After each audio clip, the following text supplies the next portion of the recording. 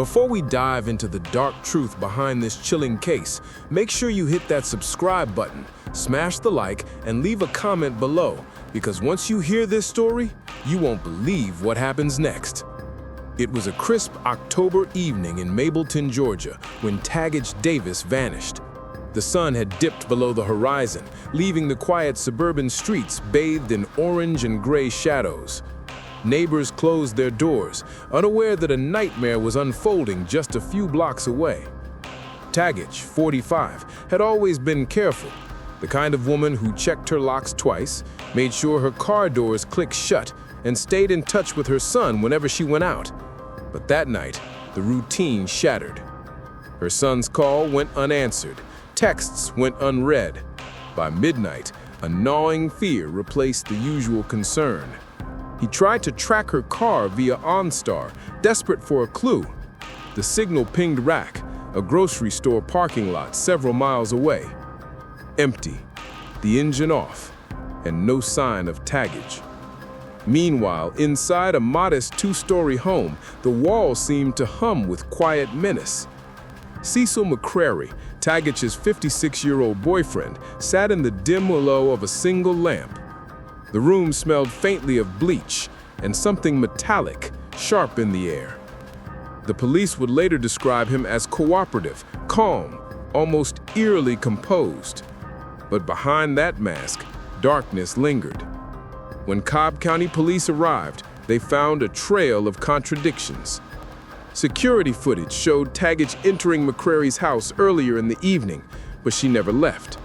Her keys, phone, and purse were gone, except for a single shoe found at the edge of the driveway. Officers could feel it. The scene was a puzzle, and every piece screamed danger. Detective Laura Benson had seen her fair share of domestic disappearances, but something about this case felt different. There was a tension in the air, as if the house itself was holding its breath. Each creak in the floorboards, each flicker of the fluorescent light overhead seemed to whisper secrets no one dared voice aloud. Tange's absence wasn't just a missing person case. It was a countdown, ticking towards something catastrophic. Neighbors spoke in hushed tones. "I saw them arguing," one said. "Not shouting, just tense. Something wasn't right." Another recalled Tange leaving the house that afternoon with a smile, unaware that it might be the last time anyone saw her alive. The investigation gained momentum. Police scoured McCrary's property for anything unusual. Tire tracks in the backyard hinted at hurried movement. A garden patch appeared disturbed, soil freshly turned, as if hiding more than just flowers. And then came the phone call that changed everything. McCrary wanted to speak to officers. In the interrogation room, the air was heavy, the fluorescent lights flickering overhead. He confessed, but not everything. The words were deliberate, controlled, almost rehearsed. He admitted Tange wasn't coming back, but claimed he had nothing to do with her disappearance. He spoke cryptically about the last place she went, guiding detectives to a location that seemed ordinary, yet deadly. And just when it seemed the case had reached a temporary calm, investigators made a horrifying discovery in the backyard's freshly disturbed soil. A clue buried, not just in dirt, but in deception. Something that hinted at betrayal, rage, and a final act that no one saw coming. Because what they found there didn't just solve a disappearance, it rewrote the story entirely. The backyard where McCrary had led the detectives was deceptively ordinary. A small, overgrown patch at the edge of the property, marked only by disturbed earth and the shadow of a gnarled oak tree. But beneath that seemingly mundane soil lay a secret that would shake the community to its core. When the forensic team began digging, the stench of decay mingled with the crisp autumn air. It was immediate, overwhelming, and it confirmed the detectives' worst fears. Tange Davis was dead. Her remains, hastily buried, bore silent testimony to a violent end. The shock in the room was palpable. For Detective Benson, a veteran of dozens of domestic violence cases, it was a moment she would never forget.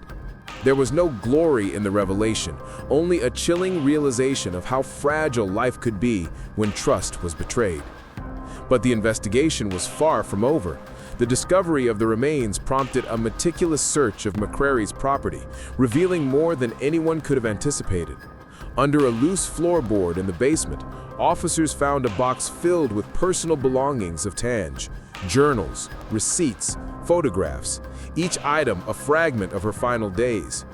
One particular entry in her journal stood out: a passage about fear, coded warnings, and a man she once loved but now felt trapped by. It was a silent cry for help that no one had heard in time. McCrary's demeanor during questioning became increasingly erratic.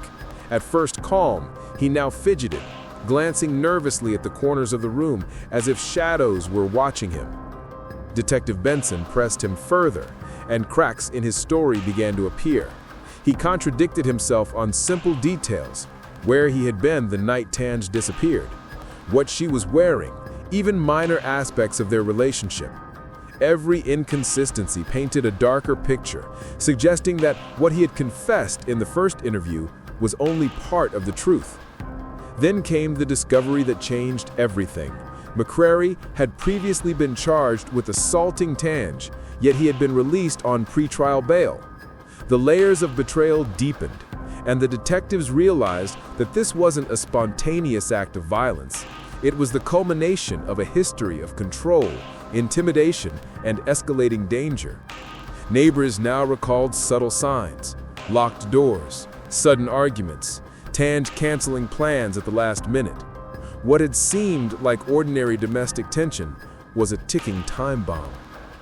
The investigation took another shocking turn when authorities traced McCrary's movements in the days before Tange's disappearance. Surveillance footage, bank records, and GPS data revealed a pattern: calculated trips, secret stops, and a deliberate attempt to mislead anyone searching for her. It was chilling to see how methodical he had been, hiding evidence in plain sight, confident no one would look closely enough to uncover it. As the evidence mounted, Detective Benson felt the weight of urgency. Every lead pointed to one conclusion: the killer's facade of normalcy had been shattered, and the truth was far worse than anyone could have imagined. But just when the case seemed nearly solved, forensic analysts uncovered something inside Tange's belongings: a hidden note, cryptic and incomplete, hinting at another secret, something that could change everything the investigators thought they knew.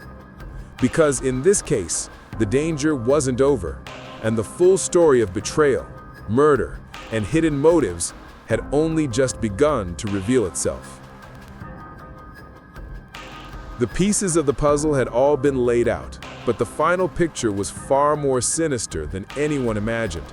With McCrary's confession, the recovered remains of Tange Davis, and the hidden note from her journal, Detective Benson and her team now faced the ultimate question: why?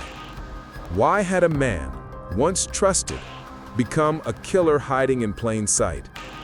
Forensic evidence painted a grim portrait. Bruising patterns, disarrayed soil, and subtle DNA traces suggested that Tange had struggled desperately before meeting her end. Every item in the box of her belongings seemed to speak for her: a life interrupted, a voice silenced, a fear unheeded. The note found earlier hinted at her suspicions, a hidden truth she had sensed but could not articulate fully, leaving behind only fragments of warnings in a desperate attempt to be heard. McCrary's trial seemed inevitable, but before he could be formally charged, a deeper investigation uncovered something that chilled the team to its core. In a secure folder on his personal computer, authorities found meticulously documented plans, not just for disposing of Tange's body, but evidence that he had considered multiple scenarios, backups, and contingencies. This was no crime of passion. This was cold, calculated, premeditated, and terrifyingly meticulous. Neighbors, friends, and even family members grappled with disbelief. How could someone so ordinary, so seemingly calm, harbors such darkness? Friends remembered Tange's laughter, her kindness, and her caution, now all memories stained with shock and sorrow. For Detective Benson, the case was a reminder of the unseen dangers lurking behind familiar doors, the importance of vigilance, and the silent cries of victims that sometimes go unheard until it's too late. Then came the final confrontation. McCrary, confronted with irrefutable evidence from surveillance footage, forensic results, to Tange's hidden notes, finally broke entirely. His calm demeanor cracked, replaced with a mixture of fear, rage, and despair. He admitted fully, not just to the murder, but to the manipulations, threats, and a web of lies spun over months, a life built around control and terror. The courtroom was silent as prosecutors read aloud the chilling details. Every lie, every betrayal, every act of violence was laid bare, a portrait of obsession and cruelty. And yet, in that silence, Tange's story emerged not as a victim, but as a voice that refused to be forgotten. Her notes, her journal, her presence in the investigation became the backbone of justice, turning tragedy into truth. But the story didn't end there. Weeks after McCrary was sentenced, authorities received an anonymous tip about another location tied to him, another potential victim, another secret buried in the shadows. The investigation reopened, reminding the community that evil rarely travels alone, and some stories, no matter how concluded, leave echoes long after the verdict.